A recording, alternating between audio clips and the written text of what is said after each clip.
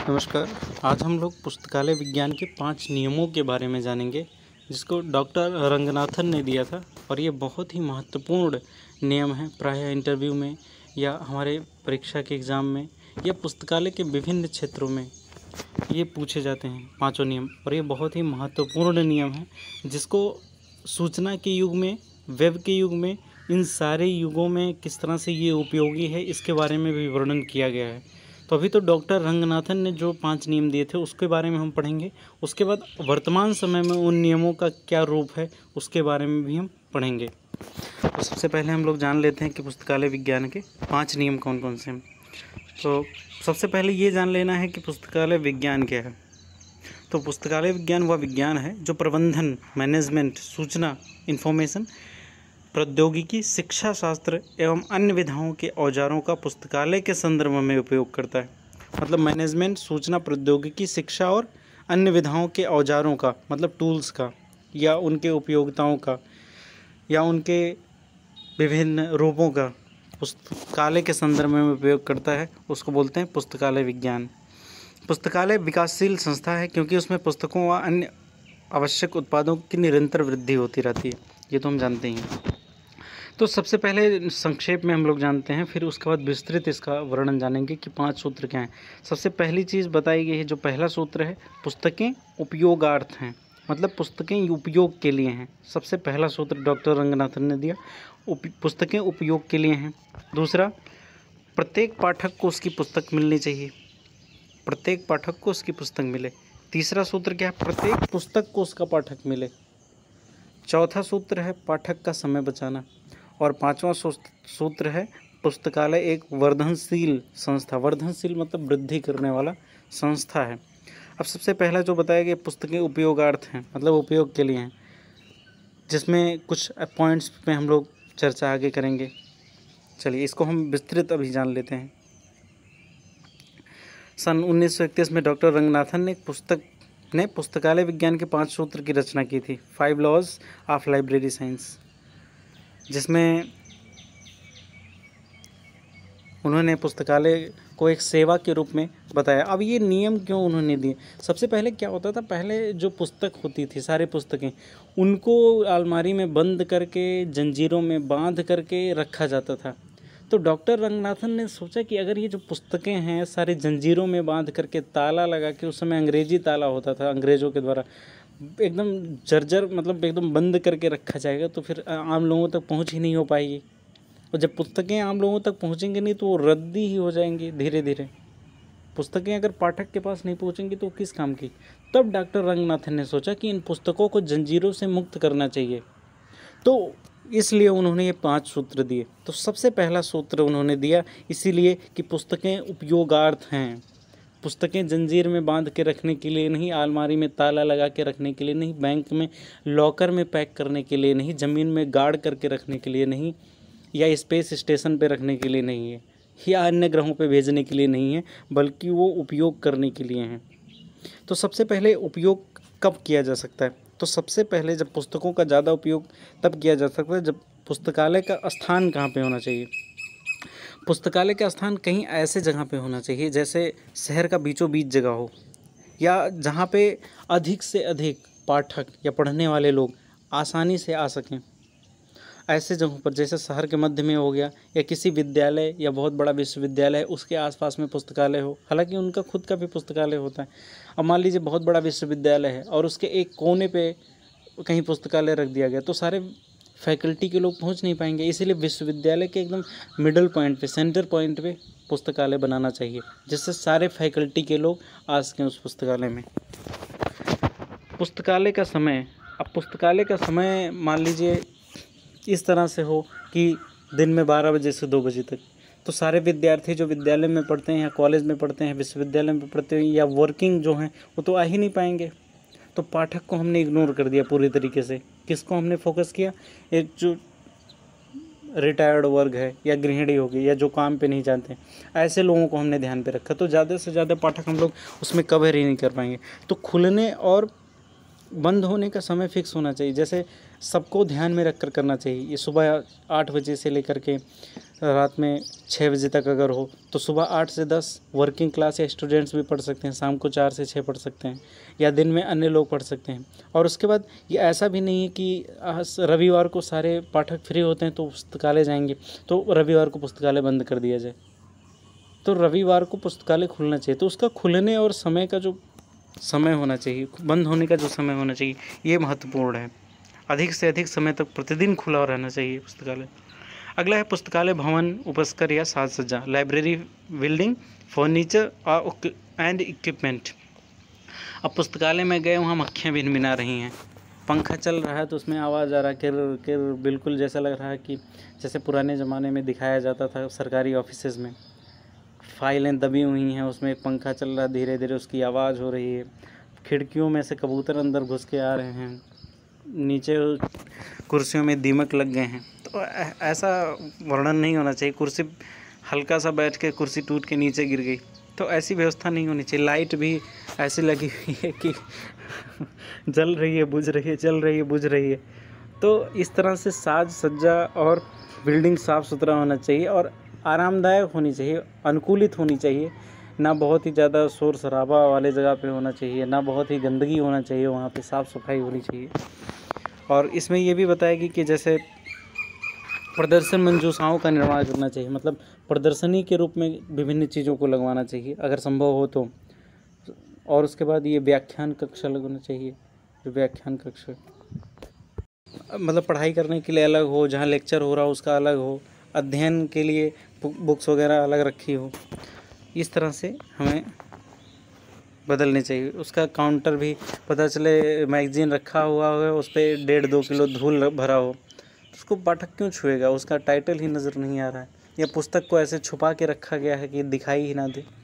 तो ये सब हमें ध्यान रखना है। दूसरा है पुस्तक चयन, ये हम पहला ही बोल रहे हैं, पुस्तकें उपयोगार्थ हैं, इसी के बारे में बता रहे हैं। पुस्तकें उपयोगार्थ कब होंगी, पुस्तकें यूज़ में कब आएंगी, तो पुस्तक चयन भी एक बड़ी चीज़ है। पुस्तकें उपयोगी होनी चाहिए, पता चले वहाँ पे सारे विद्यार्थी जाते हों और फिर अलग पुस्तकें कोई रखी हों, वहाँ पे मान लीजिए पुस्तकें ब्रिटेन के इतिहास की रखी गई हों सारी चीज़ें, और यहाँ पे भारतीय विद्यार्थियों जाते हैं, उन्हें भारतीय इतिहास पढ़ना है कि ब्रिटेन का इतिहास पढ़ना है, तो उनके जानने योग्य वो होना चाहिए, पुस्तकें होना चाहिए। सरल और आकर्षक पुस्तकें, बच्चे भी जाते हैं, बुजुर्ग जाते हैं, ये सारे लोग जाते हैं, तो पुस्तकें थोड़ा कार्टून टाइप भी हो तो जिससे बच्चे भी आकर्षित हों उसके प्रति, पाठकों के स्तर की पुस्तकें हों। अब सारे बच्चे तो बाल भारती पढ़ेंगे नहीं, उनके लिए अलग मैगज़ीन होना चाहिए, जीके के अलग मैगज़ीन होने चाहिए, न्यूज़पेपर्स आने चाहिए। तो ये सारी चीज़ें पुस्तकें होनी चाहिए। कर्मचारी जो होने चाहिए वो योग्य होने चाहिए, प्रतिभावान होने चाहिए, कर्मठ होने चाहिए, कुशल होने चाहिए। कागज़ में हम लोग पढ़ रहे हैं, वर्तमान में थोड़ा अलग होते हैं तो कागज़ में हम पढ़ लेते हैं कैसे होने चाहिए, होने में क्या, ये सपने की तरह है, देख सकते हैं हम लोग किस तरह से होने चाहिए। उनको मार्गदर्शन और सहायता प्रदान, मार्गदर्शन सहायता तो छोड़ो, बताते भी नहीं कि लाइब्रेरी कब खुला रहेगा कब बंद रहेगा, तो ऐसा करना चाहिए उन्हें। ऐसा बताया गया कि पाठकों को उसके उपयोग में मार्गदर्शन और सहायता करना चाहिए, ऐसे कर्मचारी होने चाहिए। अगला बताया गया है कि मुक्त प्रवेश होना चाहिए, कि उसका पैसा ना लिया जाना चाहिए। पैसे जब लग जाते हैं, फी कोई लग जाती है, तो बहुत से ऐसे पाठक होते हैं जो नहीं जाना चाहते हैं उसमें, तो वो वांछित रह जाते हैं उस सेवा से। तो मुक्त प्रवेश होना चाहिए। पुस्तकालय के नियम कुछ बने होने चाहिए, एक तो कुछ सरल व पाठकों की सुविधा के अनुसार नियम बनाए जाने चाहिए। ये नहीं, कुछ ऐसे नियम बनाए जाते हैं जो सिर्फ अपने कर्मचारियों को ध्यान में रखकर बनाया जाता है। जैसे लाइब्रेरी कब खोला जाए, तो कर्मचारी कब 10 बजे आना चाहेंगे तो 10 से 4 कर दिया, तो ये पाठक को ध्यान में नहीं रखा गया। और उसके बाद लंच के लिए 2 घंटे का वो कर दिया गया। तो ये सारी चीज़ें ध्यान में रखेगी कर्मचारियों को। तो ये हो गए। अब दूसरा सूत्र हम लोग पढ़ते हैं, प्रत्येक पाठक को उसकी पुस्तक मिलनी चाहिए।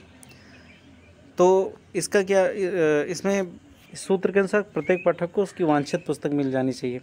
अब इस सूत्र की सफल अनुपालना के लिए राष्ट्र, राज्य, पुस्तकालय अधिकारी, पुस्तकालय कर्मचारी और पाठकों के विशेष कर्तव्य हैं। अब राज्य का क्या कर्तव्य, देखो राज्य क्योंकि जब राज्य बोला जाता है तो राज्य अब दो तरह का होता है। एक तो जब पॉलिटिकल साइंस हम लोग पढ़ते हैं तो उसमें राज्य मतलब देश भी होता है। जैसे अपने देश में तो हमारा भारत देश हो गया और इसके राज्य हो गए ढेर सारे, लेकिन भारत को भी राज्य बोला जाता है पॉलिटिकल भाषा के शब्द में। तो यहाँ स्टेट का मतलब कंट्री के रूप में है, या राष्ट्र के, जब हम राष्ट्र के रूप में लेते हैं तो नेशन के रूप में आता है। तो मतलब राज्य को क्या करना चाहिए, वित्त का प्रबंध करे, पुस्तकालय को नियम बनाए और फिर उन पुस्तकालयों में समन्वयीकरण होनी चाहिए। तो ये 3 काम उसके होते हैं, एक तो पैसा दे, दूसरा नियम बनाए और फिर उसका समन्वय बना के रखे, उस पर कंट्रोल कर, मतलब ज़्यादा कंट्रोल भी ना हो, समन्वय बनाना मतलब ठीक से सुचारू रूप से संचालन में उसकी सहायता करना, ये हो गया। दूसरा, पुस्तकालय अधिकरण का क्या कर्तव्य है। पुस्तकालय अधिकरण का कर्तव्य है एक तो सबसे पहली चीज़ अच्छे और प्रशिक्षित कर्मचारी को नियुक्त करें, उसके बाद उपयुक्त पुस्तकों का चयन करें और धन का सदुपयोग करें और पुस्तकालय नियम का पालन करें। 4 चीज़ें, सबसे पहले अच्छे और प्रशिक्षित कर्मचारी नियुक्त करें, दूसरा उचित पुस्तकों या उपयुक्त पुस्तकों का चयन करें, अगला धन का सदुपयोग करें और फिर पुस्तकालय नियम का पालन करें। तीसरा, पुस्तक कर्मचारी के क्या कर्तव्य हैं। कर्मचारियों का कर्तव्य है कि पूर्ण लगन व निष्ठा से अपने कार्य को संपन्न करें और उसके बाद पुस्तक तथा पाठक के संपर्क सूत्र के रूप में वह पुस्तकालय संग्रह की पूर्ण जानकारी रखे। अगर किसी से पूछा गया हिस्ट्री की बुक, प्राचीन इतिहास की, ये फलानी पुस्तक कहाँ पे मिलेगी, तो वो दूसरे से पूछ रहे हैं, वो गए तीसरे से पूछने गए, चौथे गए ओपेक पे चेक करने, ओपेक पे मिल ही नहीं रहा है। तो ऐसे कन्फ्यूज्ड लोग पाठक का समय कैसे बचाएंगे और पुस्तकें कैसे मिल पाएंगी। तो प्रत्येक पाठक को पुस्तक मिलनी चाहिए, तो ये कहाँ हो पाएगा। तो इसीलिए उनको जानकारी होनी चाहिए। पाठकों का क्या कर्तव्य होना चाहिए, ये बहुत अच्छी चीज़ है। ये पाठक बहुत नवाब बन के जाते हैं, अपने सहयोगी व अन्य पाठकों के हित का ध्यान रखना चाहिए। कई मूर्ख तो वहाँ पे मोबाइल में बात करने लगते हैं, पड़ोसियों से बात करने लगते हैं। और दूसरा, पुस्तकालय नियमों का सहर्ष मतलब खुशी से पालन करना चाहिए और नियम के अनुसार ही पुस्तक प्राप्त करें। ये नहीं कि मतलब चुरा ले गए पुस्तक या पेज फाड़ ले गए। निर्धारित अवधि तक ही अपनी पुस्तक पास रखें। ये सबसे बड़ी चीज़ है कि जो निश्चित समय दिया गया है उसी में रखें, वरना जुर्माना लगेगा। अगला ये भी बताया गया कि प्रतिबंधित सामग्री के निर्गम हेतु हट ना करना, कि जो सामग्री प्रतिबंधित है उसको ना लेना, उसके लिए लड़ाई झगड़ा ना करना। कर्मचारियों से विनम्रता और शिष्ट व्यवहार करना, पुस्तक व अन्य सामग्री की भलीभांति उपयोग करना, समय विलंब दंड, संदर्भ ग्रंथ, ये सारे नियमों का पालन करना, शांति और स्वच्छता बनाए रखना। पुस्तकालय कहीं पान वान खाता हो तो और सुंदरता उड़ जाएगी। अगला, तृतीय सूत्र, प्रत्येक पुस्तक को उसका पाठक मिले। अब इसमें ये डिफरेंस है, एक तो सभी पाठक को उसका पुस्तक मिल जाए, और इसमें अलग है कि प्रत्येक पुस्तक को उसका पाठक मिल जाए। डॉक्टर रंगनाथन द्वारा प्रतिपादित तृतीय नियम के अनुसार प्रत्येक पुस्तक को उसका पाठक मिले, अर्थात पुस्तकालय की प्रत्येक पुस्तक का उपयोग हो जाए। अब इसमें कुछ निर्देश दिए गए। सबसे पहले, मुक्त द्वार प्रणाली। इसका मतलब ये है ओपन एक्सेस सिस्टम, कि अलमारियों में बिना किसी रोक टोक के अपनी वांछित पुस्तक का चुनाव कर सके। मैंने कई लाइब्रेरीज़ विज़िट की हैं, दिल्ली यूनिवर्सिटी की लाइब्रेरीज़ मैंने विज़िट किया हुआ, कई ऑर्गेनाइजेशन जैसे डॉक्टर अंबेडकर इंटरनेशनल सेंटर बना हुआ, वहाँ पे विज़िट किया हुआ, और कॉलेजेस के, स्कूल्स के और यहाँ यूनिवर्सिटी के भी लाइब्रेरीज़ में विज़िट किया हूँ। वहाँ पे ये सारी सुविधाएं नहीं, वो ताला मार के रखते हैं अलमारियों में आज भी। तो इसमें डॉक्टर रंगनाथन बोलते हैं कि अलमारियों में बिना किसी रोक टोक के अपनी वांछित पुस्तक का चुनाव कर सके, लेकिन ऐसा होता नहीं, और प्रत्येक पुस्तक को उसका पाठक प्राप्त हो जाए, ये बात उसमें की जाती है। तभी होगा जब मुक्त द्वार प्रणाली होगा, सभी लोग प्राप्त कर सकेंगे उसे।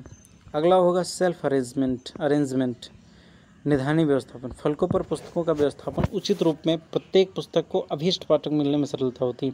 अब हिस्ट्री के पुस्तक में हिंदी की बुक मिलेगी तो कैसे काम चलेगा, तो इसीलिए उसका वर्गीकरण ठीक से होना चाहिए और समस्त पुस्तकों को अधिक और सरलता से आकर्षित करने का प्रयास करना चाहिए। और नवागत पुस्तकों का प्रदर्शन करना, मान लीजिए कोई नई पुस्तक हम लोग लेकर आए, नई पुस्तक लॉन्च हुआ, जैसे इस समय कौन सी नई पुस्तक आ रही है, जैसे एक नई पुस्तक आती है हर साल निकलती है, भारत करके, इंडिया, जैसे इस समय 2021 है तो इंडिया 2021 निकलेगा। इसमें क्या होता है, एक साल में भारत में क्या क्या विकास हुए, सरकार के द्वारा क्या क्या सारी घटनाएं घटी हर क्षेत्र से, उसमें सारा ब्यौरा होता है। बहुत ही मज़ेदार पुस्तक होती है, आप ज़रूर पढ़ो उसको। और फिर मान लीजिए भारत की खोज की नई वर्जन किसी ने निकाला, हालांकि नेहरू जी ने लिखा, उस पर किसी ने टिप्पणी किया, भगवत गीता पे किसी ने टिप्पणी किया।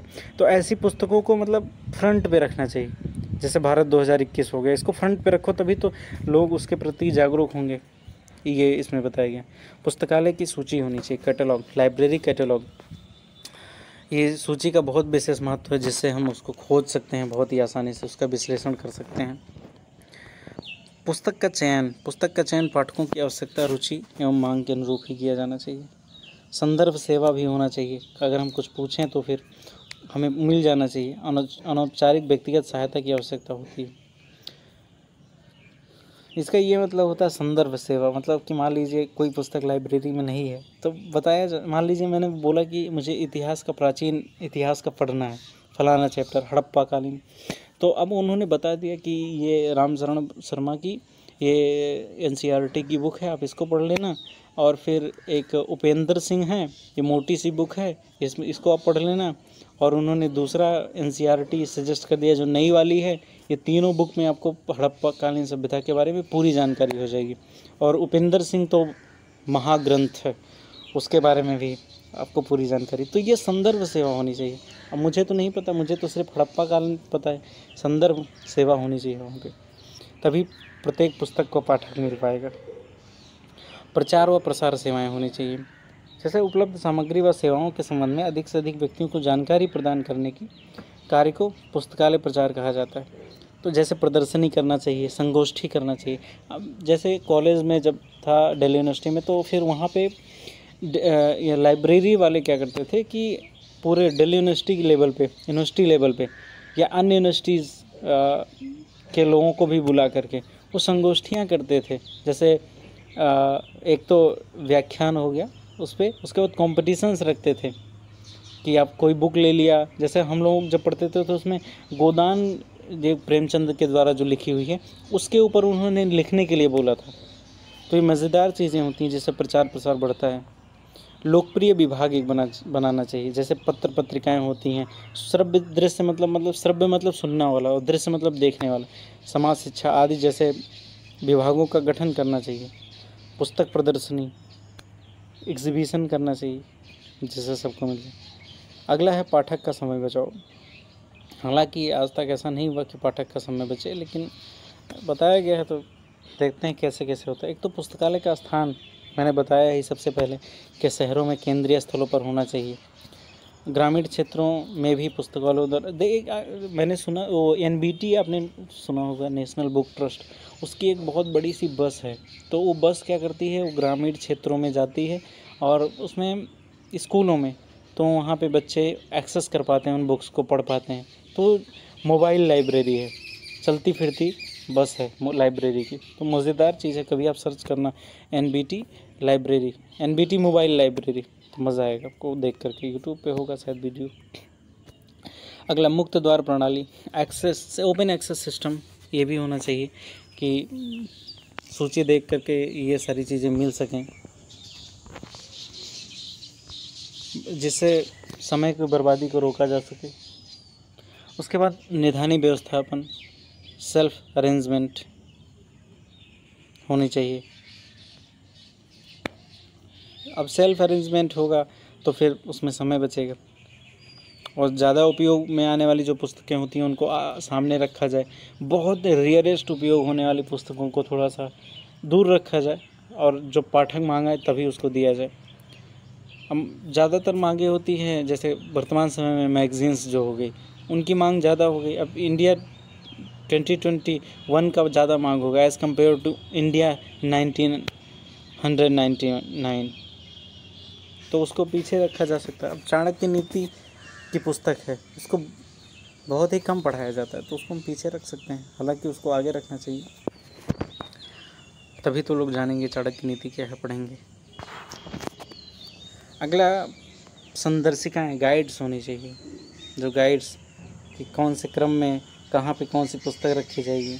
संग्रह कक्ष इसका होना चाहिए, इसके बारे में बताया गया। संदर्भ सेवा के बारे में मैंने बता दिया कि जो पाठ्य पुस्तक सामग्री प्रदान की जाने वाली किसी भी विषय से संबंधित इतनी उसका संदर्भ दे देना कि मान लो एक टॉपिक है, उसके ये संदर्भ हैं, इसमें आप पढ़ सकते हैं। और सर्कुलेशन होना चाहिए, पुस्तकों के निर्गम आगम मतलब आना जाना, पुस्तकों का लाना, पुस्तकों को ले जाना, इसको बोलते हैं निर्गम आगम प्रक्रिया को परिसंचरण कहते हैं। पाठक और कर्मचारियों का समय बचाने हेतु यह कार्य भी वैज्ञानिक विधि से किया जाना चाहिए। परंपरागत पंजिका प्रणाली के स्थान पर ऐसे सरल और सुगम विधि अपनाई जानी चाहिए। अब लाइन लगा के उस पर दस्तखत मुहर करवा करके ज़्यादा समय लगता है, इसीलिए जस्ट उसमें वो बार कोड लगा होता है हर पुस्तक में, जस्ट उसको स्कैन करके, और एक आईडी बनी होती है हर पाठक की जो रेगुलर लाइब्रेरी विजिट करते हैं, उनकी आईडी में भी बार कोड होता है। सिर्फ 2 बार कोड स्कैन करना, काम हो गया। अब उसमें दस्तखत लिखो, मोहर लिखो, रजिस्टर पलटो, उसमें नाम लिखो, पैसा लिखो, फलाना धमाका लिखो, तो उसमें ज़्यादा समय लग जाता है। इसलिए सर्कुलेशन भी बहुत इम्पोर्टेंट है। बिब्लियोग्राफी, इसमें ग्रंथ सूचित, इसमें क्या होता है, उसको पाठकों का समय बचाने के उद्देश्य से आजकल अनेक प्रकार की ग्रंथ सूचित निर्मित प्रकाशित की जाती है, ग्रंथ सूचियाँ। अब ये जो ग्रंथ सूचियाँ होती हैं वो पाठकों और कर्मचारियों दोनों का समय बचाती हैं। और मुक्त प्रवेश की सुविधा में पाठक अपनी पुस्तक को चयन कर सकता है। फिर सेल्फ अरेंजमेंट, अच्छा यही पेज दोबारा आ गया। कर्मचारी अगर योग्य होगा, उसे सारी चीज़ जानकारी होगी, तो खुद ब खुद समय कम बचाएगा और वो सजेशन भी अच्छा दे पाएगा। तो कर्मचारी बहुत ही इंपॉर्टेंट होते हैं इसमें पाठकों का समय बचाने में। और उसके बाद standardisation of library records and cards, पुस्तकालय अभिलेखों एवं पत्रकों का मानकीकरण।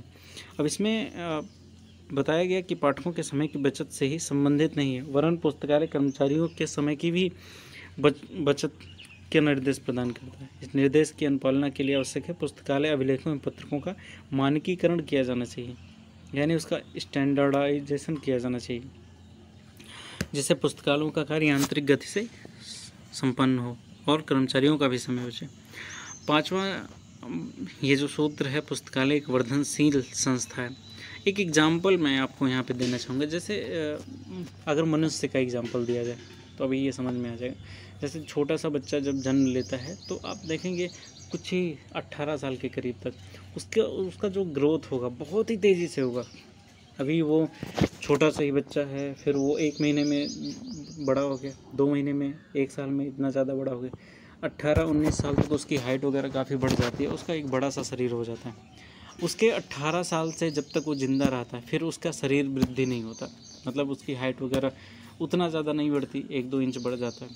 और उसके बाद फिर उसका शरीर मोटा भी हो सकता है, दुबला पतला भी हो सकता है, लेकिन उस स्पीड से नहीं होगा जिस स्पीड से शुरुआत में हुआ। तो ऐसे ही लाइब्रेरी में होता है।